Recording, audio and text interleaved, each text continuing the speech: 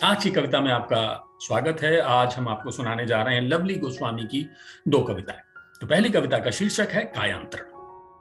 याद करती हूं तुम्हें जब उदासीनता के दौर धूल के बगुलों की तरह गुजरते हैं। स्मृतियों की किरचें नंगे पैरों में नश्तर सी चुभती हैं। याद करती हूं और उपसंहार के सभी अनुष्ठान झुठलाता प्रेम गुजरता है आत्मा से भूकंप की तरह।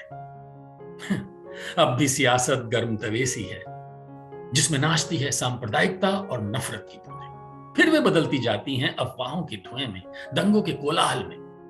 अब भी नकारा कहे जाने वाले लोगों की जायज नाजायज औलादें कुपोषण से फूले पेट लेकर शहरों के मलबे में बसेरा करती हैं।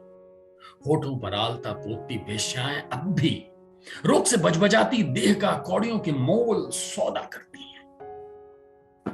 मैं वहां गमनीयता नहीं देखती, मैं वहां वितृष्णा से भी नहीं देखती। उनसे उधार लेती हूं सहने की ताकत।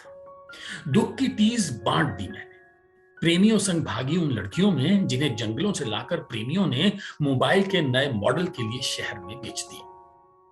उन किशोरियों में जिनके प्रेम के दृश्य इंटरनेट में पॉर्न के नाम पर पाए गए। तिरस्कार का ताप बांट दिया उनमें जो बलात्कृत हुई अपने पिताओं दाताओं से, जिनकी योनि में शीशे सभ्यता की रक्षा के नाम पर डलवाए गए। तो मैं याद करती हूं कि दे सकूं अपनी आंखों का जल थोड़ा थोड़ा, पानी मर चुकी सब आंखों में। हमारी राहतों के गीत अब लगभग कोरी थालियों की तृप्ति में गूंजते हैं। देह का लावण्य भर जाता है सभ्यता के सम्मिलित रुदन में। कामना निशंक युवतियों की खिलखिलाहट का रूप ले लेती है। अक्सर याद करती हूं तुम्हें सभ्यताओं से चले आ रहे जिंदा रह जाने भर के युद्ध के लिए, दुनिया भर के प्रेम के लिए, उजली सुबह के साझा सपने के लिए, फिर मर जाने तक जिंदा रहने के लिए। दूसरी कविता का शीर्षक है प्रेम के बिंब। ये चांद के लिए चकोर होने सा नहीं है, ये चांद के लिए चकोर होने सा नहीं है। प्रेम समय के लिए गोधूली की बेला है। अंधेरे उजाले का संधिकाल है जहां न सूरज है न चांद है। वो समय जब सांध्य तारा अपना अस्तित्व तलाशता है। प्रेम है चीनी कथाओं का वो फल जिससे मंदाकिनी निकली, जो बहा ले गई आकाश के सबसे अधिक चमकीले दो तारों के मध्य आकाश का। अब एक दिन मुअय्यन है उनके मिलन को पूरे साल में, और मिलन का वो दिन लोगों के लिए उत्सव है। प्रेम का होना वसंत की मीठी बयार नहीं है, ये पतझड़ के पत्तों का रूखापन भी नहीं है, ये बरसात की खदबदाती टपकती हंसी नहीं है, तो शीत की कपकपाती उजली रात भी नहीं है।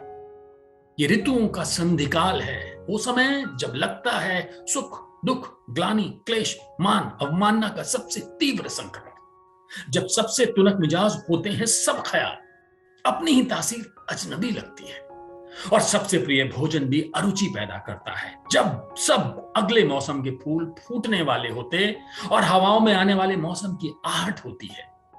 ये ना नया होता है ना पुराना होता है, घर की औरत के लिए औसारे की तरह जो ना उनका अपना होता है ना बेगाना होता है। प्रेम का होना फूल खिलने सा नहीं है, ये पत्ते झड़ने सा भी नहीं है। अगर ये पूर्णता पल्लवित पेड़ नहीं तो बीज से अलग अस्तित्व तलाशता अंकुर भी नहीं। ये आंधी से लड़ता किशोर वह पौधा है जिसमें लचक है और टूट जाने का भय भी, जिसमें सामर्थ्य है और फिर से संभल जाने का आशय भी। प्रेम तुम्हारी चंचल आंखों की ताब नहीं है, ये मेरी नजर का मान भी नहीं है, ये कामनाओं के उपवन में उगी अवांछित पौध नहीं तो जरूरत से सींच कर उगाया गया अलंकरण भी नहीं, ये चाय बागान में लगाया गया सिल्वर ओक है, वो विश्राम स्थल जो हमारी निरीहता के पलों में खुद टूटकर हमारी आत्मा को निराशा की तेज धूप और हकीकतों की उत्ताल हवा से बचाता है। तो ये दो कविताएं मैंने जो आपको सुनाई, ये थी लवली गोस्वामी की खिल गया जवा कुसुम नाम के इस कविता संग्रह से ली हैं, जिसका संकलन और संपादन सुमन सिंह ने किया है और इसे सर्वभाषा ट्रस्ट ने प्रकाशित किया है। आज के लिए बस इतना ही।